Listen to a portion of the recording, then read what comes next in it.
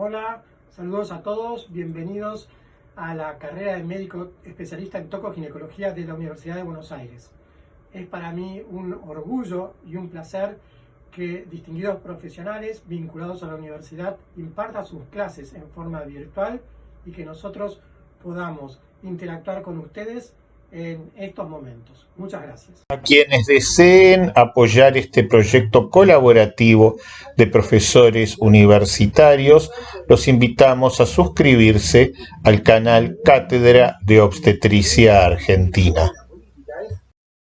¿Cómo están? Soy Roberto Quecliquian, profesor titular del Hospital de Clínicas José de San Martín, y les doy la bienvenida a un nuevo video que hemos producido para ustedes en el marco de la carrera de especialistas de tocoginecología de la Universidad de Buenos Aires.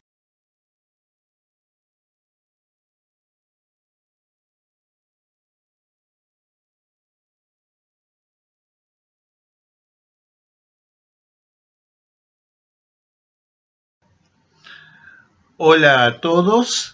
Comenzamos entonces esta nueva charla para la carrera de especialista en tocoginecología de la Universidad de Buenos Aires, donde hoy trataremos el tema primeros 1000 días de vida DOHAD en obstetricia, es decir, las oportunidades que tenemos en relación a tomar medidas que prevengan noxas que pueden resultar perjudiciales en esta etapa que comprende de la totalidad del embarazo y los primeros 2 años de vida para garantizar en un futuro, como obstetras, neonatólogos y pediatras, la calidad de vida, la salud y la longevidad de los niños por nacer. Nuestra charla se centrará en la epigenética y el epigenoma dentro del contexto del que llamamos esquema de Quecliquian-Coronel, que fuera publicado en el año 2018 en las clínicas perinatológicas argentinas de ASAPER. Ustedes pueden observar que vemos 3 círculos, uno violeta, uno verde y uno azul, que representan epigenoma, nutrición materna y el microbioma. Básicamente sobre la epigenética hay noxas que generan efectos dañinos y entre ellos la actual pandemia. Cuando hablamos de primeros 1000 días de vida, estamos refiriéndonos a los días que dura el embarazo y los primeros 2 años de vida del niño. Esto se corresponde con el criterio de DOHAD, que es los orígenes de la salud y la enfermedad que se desarrollará a lo largo de la vida, debido a que en tempranas edades, si padecemos noxas, estas podrán de alguna manera determinar enfermedades crónicas no transmisibles severas en la vida futura, inclusive muchos años después y hasta cerca de la tercera edad. Para este video solicitamos autorización para utilizar actividad que desarrolláramos en conjunto con los profesores de la Universidad Nacional del Litoral y sus docentes, el doctor Samuel Seiref, profesor titular de tocoginecología, el doctor Fernando Redondo, profesor titular de pediatría, y la doctora Marisa Espinosa de tocoginecología, todos docentes de la Universidad Nacional del Litoral, que también aportó su equipo técnico. Vemos parte de esa charla. Bueno, les agradezco a todos que estén aquí presentes, les agradezco a quienes están acompañándome por la organización. Y bueno, vamos a iniciar con Roberto. Bueno, bienvenido. Roberto, tenemos aquí presentes médicos, especialistas, profesionales que trabajan con embarazadas y muchos estudiantes.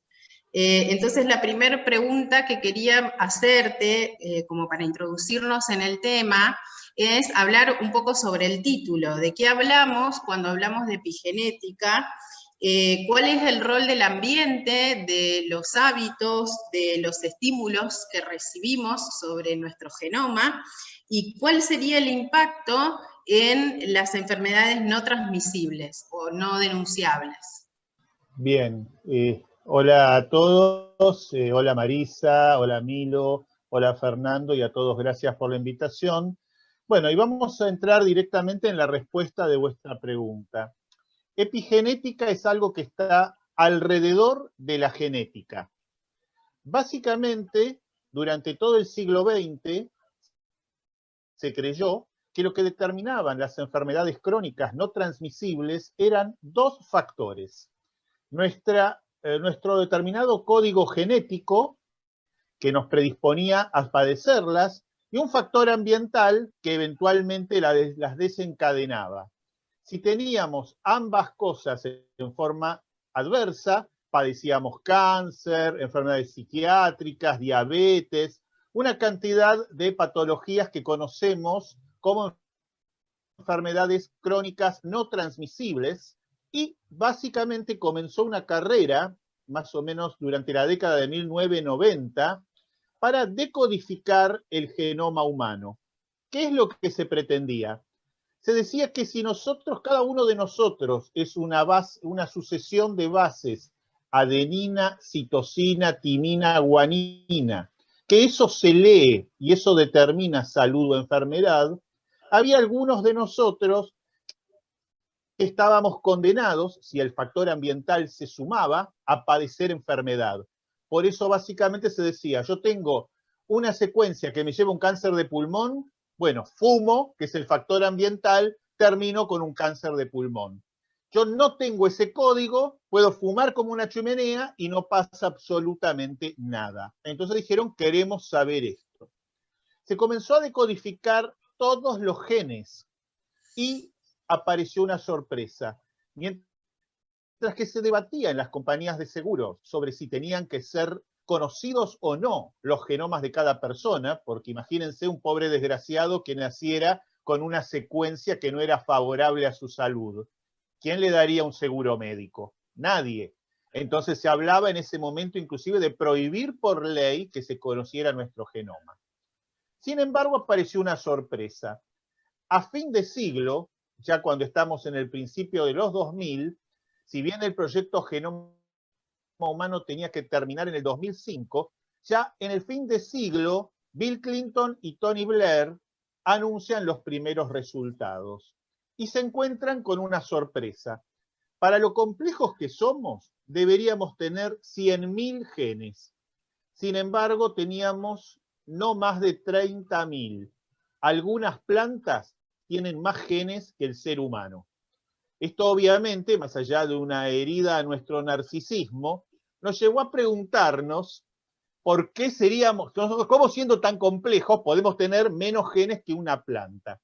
Entonces se tomaron viejas explicaciones que, para que la charla sea amena, las voy a hacer con este librito, que bueno, es el libro de Azaper, está bien, podría ser otro, pero está bueno usar el de Azaper. Piensen ustedes que esto que dice acá, Clínicas Perinatológicas Argentinas, fuera la sucesión de bases citosina, adenina, timina, guanina que yo tengo y que determine mi salud o mi enfermedad sumado a algo que me caiga del ambiente. Supuestamente esto era inalterable, yo le paso el dedo y sigue estando escrito acá, citosina, adenina, timina, guanina. Para que esto cambiara, yo tendría que quemar el libro. Esto era el equivalente a Hiroshima, una mutación donde se prende fuego al libro. Y entonces, básicamente, si este era mi destino escrito, nunca iba a poder zafar de él. El problema era que dos personas que tenían el mismo destino escrito y el mismo ambiente padecían distintas enfermedades. ¿Por qué? Porque no estaba solamente lo que se leía, que es el resultado final, en las bases, sino en las bases que se pudieran leer. ¿Y qué significa esto? Si yo pienso que lo que está escrito, las letras acá son citosina, adenina, timina, guanina, en determinado orden que se va repitiendo alternativamente, y yo pienso que el cartón de la tapa son las proteínas que sostienen a estas bases, Si yo doblo el cartón, que es bastante más fácil que quemar el libro, ya no se lee Clínicas Perinatológicas Argentinas, se lee otra cosa. Eso es epigenética, es decir, es la interacción de las bases que tengo con las estructuras que las sostienen y las rodean. En principio, el papel, las proteínas, lo que está sosteniendo a esas bases. Pero además, si ustedes hoy miran, especialmente ahí con mi amigo Milo, que es un investigador apasionado de novedades científicas, mira los cánceres y dice metilación de tal cáncer, metilación de tal otra, metilación de tal otra, y uno dice, ¿y esto con qué se come? Bueno, pasado al criollo, esto lo que significa es que si el dedo fuera, este dedo mío fuera un metilo, este dedo se apoya acá. ¿Se lee lo mismo? No. Al leerse en forma distinta, porque yo me metilé, esto era salud, esto es cáncer. Entonces ahí entramos en una cuestión que nos trae hoy, y con lo seguiremos, me seguirás preguntando vos, Marisa, básicamente donde estamos en una nueva era, porque desde el inicio, desde la obstetricia, podemos incidir sobre esto para que la gente viva más años, más joven y más sana. Veamos ahora algunas figuras que nos ayudarán a comprender mejor este tema. El esquema muestra la figura de interacción entre epigenoma, nutrición y microbioma más las noxas. El proyecto Genoma Humano al que nos referimos encontró una sorpresa. No teníamos 100.000, sino tan solo 30.000 genes, y esto no podía explicar nuestra complejidad, y se recurrió nuevamente al concepto de Waddington sobre epigenoma. Vimos de que el epigenoma tenía que ver con fenómenos, entre otros, de metilación, como esos círculos rojos que ustedes pueden ver, y ven cómo en el cáncer hay mayor metilación, pero a su vez hoy nos planteamos si pueden revertirse a partir de controlar el factor ambiental con acciones positivas.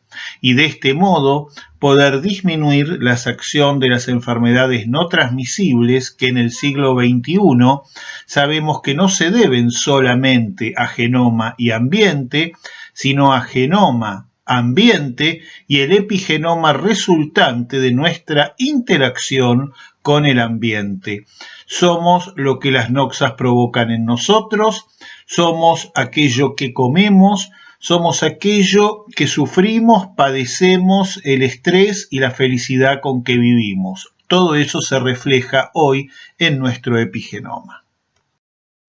El estudio Overkalix sobre epigenética realizado en Suecia por el científico inglés Pembry y Larsen Bigren, sueco, determinó que los periodos sensibles del desarrollo donde más impactan las noxas es cuando se forman óvulos o espermatozoides, es decir, cuando la noxa actúa intraútero en el caso de una mujer o en su pubertad cuando se trata de un hombre. La nutrición en obstetricia es hoy más esencial que nunca. Sabemos que suplementar con ácido fólico o por el contrario evitar la deficiencia de hierro implica una mayor capacidad cognitiva porque interviene en el neurodesarrollo. Cuando estamos frente a una embarazada con una anemia ferropénica, llegamos tarde porque es una manifestación tardía de la deficiencia de hierro. Por lo tanto, debemos nutrir apropiadamente a la paciente en forma equilibrada e integral. Vemos en el esquema que cliquean Coronel que la nutrición impacta sobre el epigenoma, pero también impacta sobre el microbioma. Y entonces, ¿qué es el microbioma? Consideremos este como un nuevo órgano que tiene una funcionalidad imprescindible para que podamos mantener nuestro estado de salud. La microbiota no es más que otra cosa que aquello que la medicina tradicional denominó flora bacteriana normal o flora normal cuando abarcaba también otros organismos, como por ejemplo hongos. eran microorganismos que no producían ningún tipo de daño, no patógenos, y se los consideraba irrelevantes. Hoy sabemos que el ADN o el ARN de esas bacterias y otros microorganismos que son no patógenos es esencial para nuestra salud o nuestra enfermedad, porque de igual modo que se lee nuestro epigenoma, se lee ese ARN o ADN de los microorganismos de la microbiota, y esto determina salud o enfermedad. Vemos en una embarazada normal que hay microbiota en su útero, en su placenta, en su vagina, en su cérvix y en su intestino, entre otras localizaciones. Otras pueden ser simplemente su boca, su piel, etc. La más importante es la microbiota intestinal, porque el microbioma, o sea, el ADN o ARN intestinal, es el que se lee para salud o enfermedad. Y ven ustedes en el círculo de la derecha, en el gráfico de torta, la relación entre lo rojo, que son bacteroidetes, bacterias que determinan salud, y por el otro lado lo azul, que es el filo Firmicutes, que en el caso de asumir una proporción aún mayor que la que tiene en este gráfico, puede llevarnos a distintas enfermedades, entre ellas obesidad, cáncer y otras. Se intentó por distintos medios mejorar la microbiota y por ende el microbioma. Un intento fue los llamados probióticos, que son bacterias de las favorables que se incorporan a alimentos, en algunos casos en forma exitosa, en otros no, porque pese a ser la bacteria correcta, no lograba integrarse a la flora intestinal normal. Por otro lado, se observó que determinados alimentos, el caso más típico es la fibra vegetal, provocaban alteraciones favorables de la microbiota, y a estos se los llamó prebióticos. Hoy sabemos muchas propiedades de la lactancia materna, entre ellas que determina el alargamiento de telómeros de los cromosomas, y esto a su vez alarga la vida futura de este niño por nacer, su longevidad y su salud. Pero uno de los elementos más relevantes tiene que ver con que la microbiota intestinal materna se manifiesta en la leche materna. Uno se preguntaría cómo llega. Evidentemente no a través de la sangre, porque sufriría una sepsis, y tampoco, como se creyó en algún momento, por contaminación. El intestino tiene placas de Peyer, por ellas ingresa la microbiota y llega hasta el tejido mamario y se incorpora a la leche materna. Por eso es muy importante que una madre reciba una alimentación adecuada, porque va a tener un microbioma más sano o más enfermo, y ese es el que va a darle a su hijo al amamantarlo. Por último, consideremos las noxas que actúan sobre el epigenoma y que en este esquema están en color verde claro con flechas que apuntan al epigenoma. Son factores ambientales, físicos, químicos y biológicos, entre ellos el actual coronavirus, cuyos efectos aún desconocemos, y por otro lado factores psíquicos, entre ellos estrés, duelo materno y cualquier tipo de noxa de ese tipo.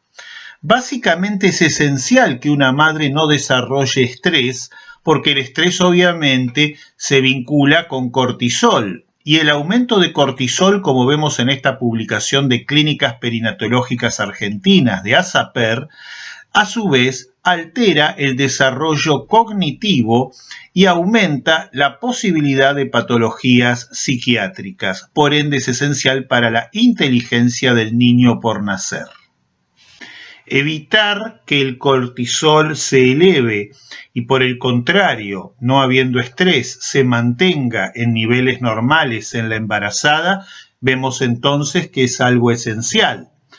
pero a su vez tenemos mucho que ver con lo que Bruce Lipton llama la biología de la creencia. Bruce es el señor que ustedes observan arriba a la derecha en la imagen y que está rodeado de un ADN porque es biólogo celular, y él habla de la biología de la creencia, que es igualmente avalada por Martin Seligman, uno de los padres de la psicología positiva, y que realizó estudios que muestran claramente cómo, según la calidad de vida y la falta de estrés, que hoy podríamos correlacionarlos en obstetricia con un parto respetado y con empoderar a nuestras pacientes para que el nacimiento ocurra en una zona agradable de confort y rodeada de su familia, es una intervención que da buenos resultados perinatales. Veremos la experiencia de las monjitas de Milwaukee en otra charla, dado que es muy larga, pero básicamente comprueba cómo inclusive nosotros, si somos felices con la vida que llevamos y estamos en armonía con nosotros, vivimos en mejor condición epigenética y por ende con mayor salud.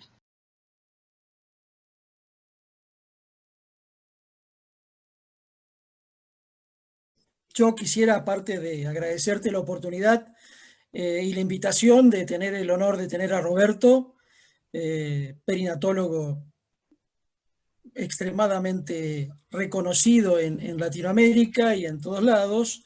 Es un honor para nosotros compartir este momento con vos. Y voy a abusar de tu conocimiento y de tu vocación también, porque vos también sos abogado, Roberto. Y quería decirte que cuando hablamos de ventana de oportunidades, como te decía Marisa, realmente el nacimiento abre una ventana de oportunidades desde lo asistencial realmente muy importante.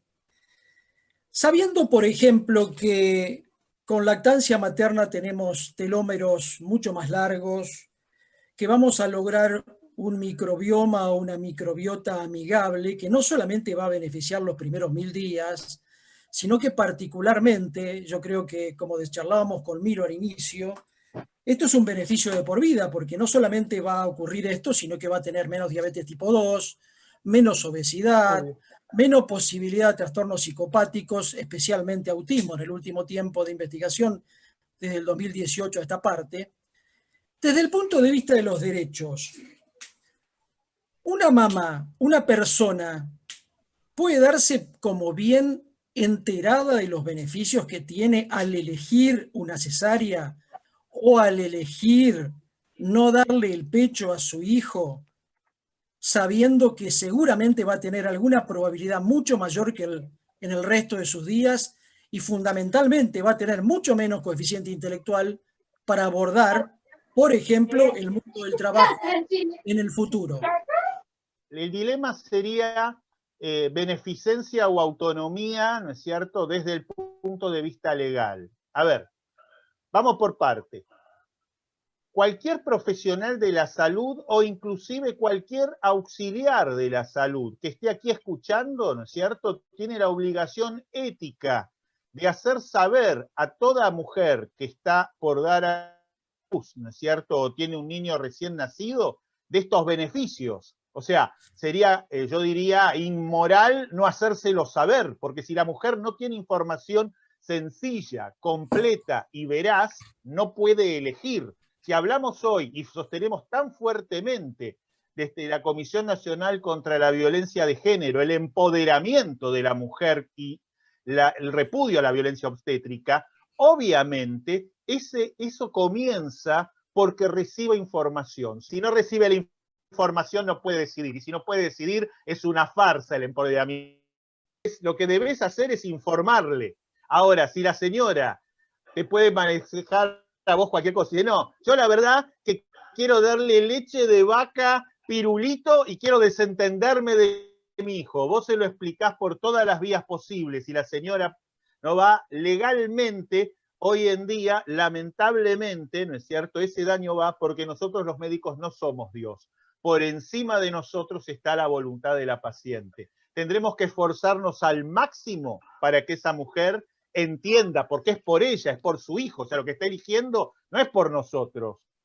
pero si no lo entiende, recordar que su voluntad es como alguien que hoy te dice, me quiero morir, y bueno, Fernando, lo lamento, si comprende que se va a morir, comprende el riesgo y demás, está bien, entendemos ahí que hay un niño que todavía es un menor de edad, que tiene una cantidad de cuestiones, pero estamos frente a la madre, así que es una cuestión que donde muchos de estos dilemas que se han planteado, la recomendación es no se resuelve en un tribunal, se resuelve en la vida hablando con la mujer y lamentablemente si no entiende y no le quiere dar esa oportunidad a su hijo, y bueno, nos tenemos que poner tristes y seguir con la que sigue. Yo espero que sean las menos posibles. De hecho, de todos modos, o sea, en mi experiencia en particular, hay buena recepción, porque también mucho depende de cómo uno comunique.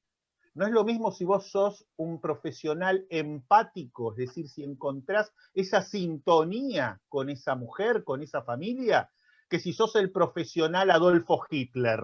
No es lo mismo que yo le diga, señora, yo le digo desde mi conocimiento que usted deberá amamantar porque de lo contrario su hijo será un bobo. Bueno, si la mujer escucha esto, obviamente lo más probable es que diga, no, el bobo es usted, doctor, y yo también voy a pensar que quien dijo eso es un bobo. Ahora, si uno básicamente charla con la mujer, ¿podemos explorar ahora los beneficios que podría recibir su hijo?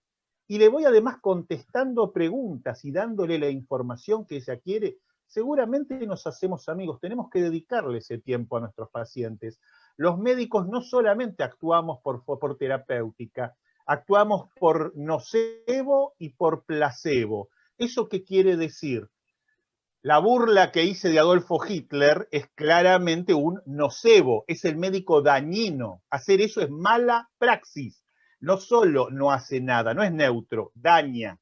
Por el contrario, el médico empático, si la señora cree en mí, aunque yo no haga nada, el solo hecho de que yo la acompañe y ella se sienta sostenida por mí, ya le estoy brindando, yo o quien esté formando parte del equipo, todos, les estamos dando salud. Es un elemento adicional, pero no podemos obligar, solamente podemos convencer.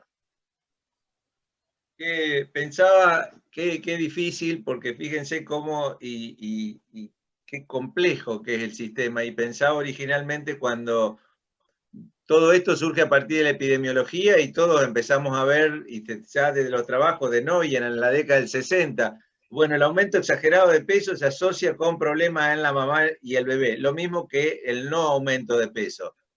Pero me hace acordar a que uno, como los cieguitos, vieron esos cieguitos que tenían que describir un elefante, algunos describieron lo que era la trompa, otros la pata, y cada uno describió su pedazo.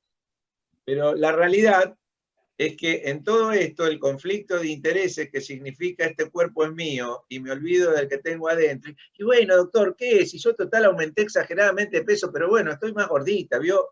Ahora, si uno fuera consciente, es decir, y sabe que lo va a condenar a su bebé a ser posiblemente diabético hipertenso en el futuro, la pregunta es, está bien, vos decís, Roberto, está bárbaro, me pongo triste, pero está jorobando, por no decir otras palabras, al futuro ser humano y a ese individuo que viene después. Vos tocabas esto de la educación y me preguntaba, depende mucho, porque vos decías, y usamos mucho información. Usualmente muchos le dan información, a ver, es mejor el parto normal, es mejor la lactancia por esto, por esto, por esto. Ahora, de ahí a que el paciente lo introyecte, lo crea, lo sienta, se involucre en eso para el futuro, a veces no es lo mismo, o priva la comodidad, qué sé yo, hágame una cesárea porque van a ser tal día, tal hora, y entonces me es cómodo porque acomodo esto, y a mí el fulano me dijo que duele menos, pero no, señora, mire, imagínense que al otro día se va a su casa porque es más simple. Es muy complejo y tiene que ver con la educación del ser humano, partimos desde siempre, hay que educar al ser humano. Y me da esto un poquito para darte pie de que en cierta medida yo creo que la contestaste, pero una de las preguntas era qué pensabas con la indicación de probióticos, porque si de repente yo pienso de que administrando tal o cual alimento voy a cambiarle la vida o voy a mejorársela a ese individuo, darle probióticos, o como decía por ahí una pregunta, el kefir que está de moda, desde tu punto de vista, vos ¿lo darías como un suplemento nutricional a los probióticos? Es la pregunta. Es muy interesante tu pregunta, Milo. Siempre me pones en alguna encrucijada. Pero yo te diría lo siguiente. Primera cuestión, algo que no quiero que se me vaya porque lo dijiste antes, viste, la gente que de golpe termina con diabetes, una cosa que es muy importante, advertirle a la mamá que en el momento que se va a embarazar, si los embarazos pudieran ser planeados, sería adecuado que no estuviera comiendo comida chatarra y que estuviera razonablemente en una buena relación de masa corporal, porque también en eso se sabe que niños gestados por mujeres con adecuada relación de masa corporal tienen telómeros más largos. Entonces es otra oportunidad, es simplemente decir, por favor, señora, se quiere embarazar, coma sano, indicarle, acompañarla en cuál es la comida que tendría que recibir, y entonces va a gestar mejor. El tema de los prebióticos y los probióticos, yo te diría una cosa, Milo. Yo en este momento, en esta epidemia de COVID, yo soy el doctor prebiótico sobre mi propio cuerpo. Estoy tomando todo tipo de elementos de nutracéutica que razonablemente, sin ningún daño, ¿no es cierto?, vitaminas especialmente en determinadas dosis, me dan menor chance de padecer una forma grave de COVID. No sé si va a funcionar o no. En un principio parece haber razonable evidencia que sí. Pero es algo que yo, Roberto Keklikian, persona, elijo para mí. Respecto del probiótico, y básicamente lo que hay que pensar son dos o tres cosas. ¿Qué probiótico es? ¿Qué evidencia tiene ese probiótico? Porque si yo simplemente voy a dar un probiótico que no tiene ningún tipo de evidencia, que después mejora la flora intestinal, o sea, la microbiota materna, y tendría que pensar que salvo que fuera un muy rico yogur de muy bajo precio, si es un muy rico yogur de muy alto precio, le estoy quitando a la madre otros recursos que seguramente podrá decidir hacia otros elementos. Yo creo que la cuestión, respondiéndote, ni se lo doy ni se lo dejo de dar. Le explico la oportunidad, se la explico a su familia, a sus acompañantes, y ella o ellos toman la decisión, porque hay distintos modelos. Yo lo que tengo que decirle es, ¿qué es? ¿Qué beneficio le puede dar? ¿Qué posibilidades hay de que no sirva para nada o que le provoque algún efecto que no sea el apropiado? ¿Y cuál es el costo? Y sí, y ojo, si la mujer me devuelve la pelota y me dice, bueno, doctor, esto a mí me supera, yo quiero que usted lo decida por mí, aún en ese caso, trato de interrogar a la madre para saber sus preferencias y trato de tomar la decisión como si yo fuera esa mujer. Es decir, con dos mujeres que tienen exactamente la misma situación, puede ser que la indicación final, si me la pidieran, en mi caso fueran dos indicaciones distintas, porque esas dos mujeres tenían entornos familiares, valores, creencias y elecciones totalmente distintas. Y cuidado, como dice Bruce Lipton, estamos en una época de la biología de la creencia. Nuestras creencias también hacen lo que nosotros somos, entonces tenemos que respetarlas. Así que, Milo, es más que interesante tu pregunta.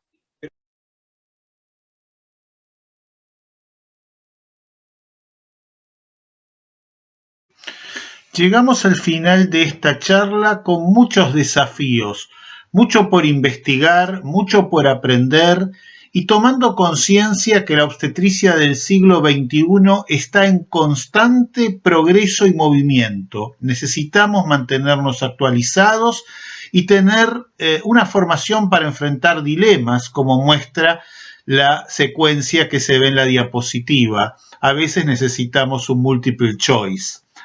Les distribuimos un libro en forma totalmente gratuita. Es un capítulo de libro que yo soy autor y que permitimos que ustedes lo estarán recibiendo a través del email que cada alumno de la carrera recibe desde la universidad, y quienes no sean alumnos pueden descargarlo desde los lugares que se indica en pantalla.